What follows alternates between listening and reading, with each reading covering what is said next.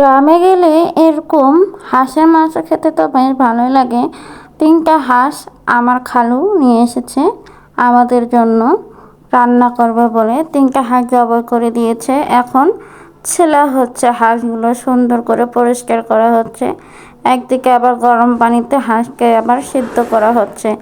এরকম প্রসেস করে হাঁস যদি সুন্দর করে ছেলা হয় আর একদম সুন্দর করে পরিষ্কার করে করা হয়, আর যে দেখুন অনেক সুন্দর করে পরিষ্কার করেছে, একবারে খুব ক্লিন করে পরিষ্কার করে নিয়েছে। আরেকদিকে তো গরুর মাংস রান্না হয়ে গেছে, আরেকদিকে হাঁস পোড়ানো হচ্ছে। আম্মু হাঁসগুলো পুড়িয়ে নিচ্ছে অনেক সুন্দর করে। আম্মু কিন্তু এগুলোর দিক দিয়েও আছে, অনেক গ্যাসে যেমন রান্না বান্না পারে, মাটির চুলাও রান্না বান্না পারে। অনেক সুন্দর করে মাটির চুলায় হাঁস পোড়ানো হচ্ছে, আর এই স্বাদের তো কোনো ভাগ হবে না বন্ধুরা।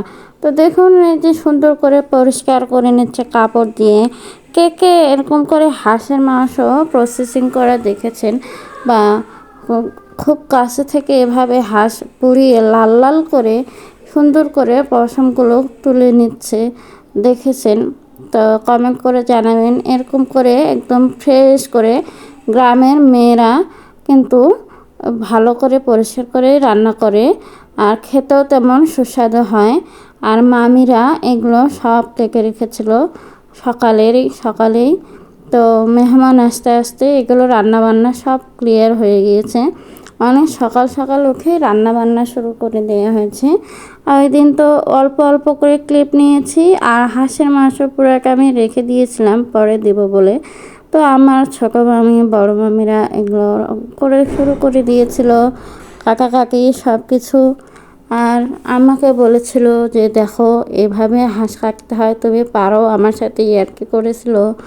আর আমি পারি না দেখে আমাকে বারবার বলতেছিল তুমি পারো না, তুমি পারো না, তুমি শুধু ভিডিও করতে পারো। হ্যাঁ আমি আবার এগুলো হাঁসের মাংস টাংস এগুলো কাটতে পারি না। আসলে সত্যি মেয়েরা যখন বাবার বাড়িতে থাকে তারপরেও চেষ্টা করি কাটার জন্য।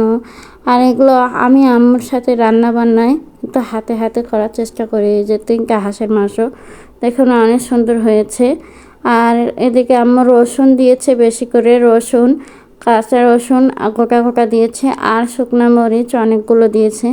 খেতে কিন্তু দুর্দান্ত হয় আম্মুর রান্না, যেহেতু মাটির চুলায় রান্না হবে। আর অনেক বাটা মশলা বেটে রেখে দিয়েছিল, আদা রসুন এগুলো বেঁকে রেখেছিল। আর এই যে দেখুন অনেক সুন্দর আম্মু দেখাচ্ছিল। মাংসগুলো কিন্তু বেশ ভালোই হয়েছে। অনেক দিন থেকে মন চেয়েছিল যে হাঁসের মাংস খাবো। তারপর তো কথা সেই কাজ। আমার খালু নিয়ে এসেছে, আমরা আসার আগেই 3টা হাঁস বাজার থেকে নিয়ে এসে রেডি করে রেখেছিল। আমরা পরের দিনেই আমার খালু জবাই করে এই তো হাঁসের প্রসেসিং করা শুরু করে থেকে রান্না বান্না শুরু থেকে সবগুলো ভিডিও নিয়ে আপনাদের মাঝে হাজির হলাম। তো আপনারা কে কে হাঁসের মাংস খেতে ভালোবাসেন জানাবেন। তো হাঁসের মাংস যে কেউ বাদ নাই যে মনে হয় খায় না। যে রুটি সাদা চালের আটা রুটি দিয়ে হাঁসের মাংস আমাদের কিন্তু খুব পছন্দ। গ্রামে গেলে কিন্তু এসবই খাওয়া হয় ঈদে পর্বে, তাই না? হ্যাঁ, সবাই এই মাংসটা খেতে খুব ভালোবাসে। শহরের মানুষেরা তো গ্রামেই ছুটে যায় এসব মাংসের স্বাদে গন্ধে, তাই না? মনে হয় যে হাঁস মনে হয় একটা হাঁস গোটা খেয়ে ফেলবে, এরকম অবস্থা হয়।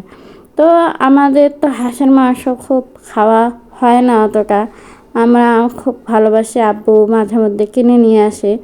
আর মাংস হাঁস রান্না করা হলে আব্বু গোটা হাঁস একবারে কিনে নিয়ে আসে। এই যে দেখুন লাল লাল করে ভেজে নিচ্ছে খুব সুন্দর কষিয়ে। আর এই মাংসটা রান্নাটা অসাধারণ হয়েছিল। আমি 3-4 পিস খেয়েছি, এতে আমার পেট ভরে মন ভরে গিয়েছে। আর একটা রান্না যদি ভালো হয়, একটা রান্না যদি মানে কষানো হয় বেশি করে, রান্নাটা যদি ভালো হয় আর কি, অল্প খেলে পেট ভরে যায়, তাই না? খুবই ভালো লাগলো এরকম করে রান্না বান্না। আর ওই দিন খুব আনন্দ করেছি।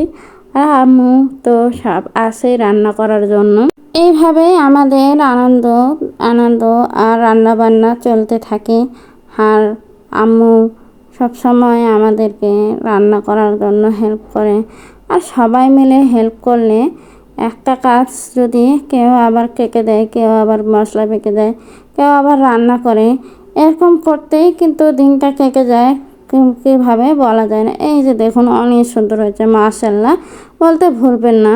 তো আমি দেখতেছিলাম হাঁসের মাংস অনেক তেল বের হয়েছে, আর আমি তো মজা করে খেয়ে নিয়েছি বন্ধুরা। পোলাও দিয়ে হাঁসের মাংস দিয়ে তৃপ্তি করে খেয়ে নিলাম। অনেক অনেক ধন্যবাদ রইল সবাইকে, ভালোবাসা রইল। আমার ভিডিওকে ভালো লাগলে লাইক কমেন্ট শেয়ার করবেন। ধন্যবাদ সবাইকে।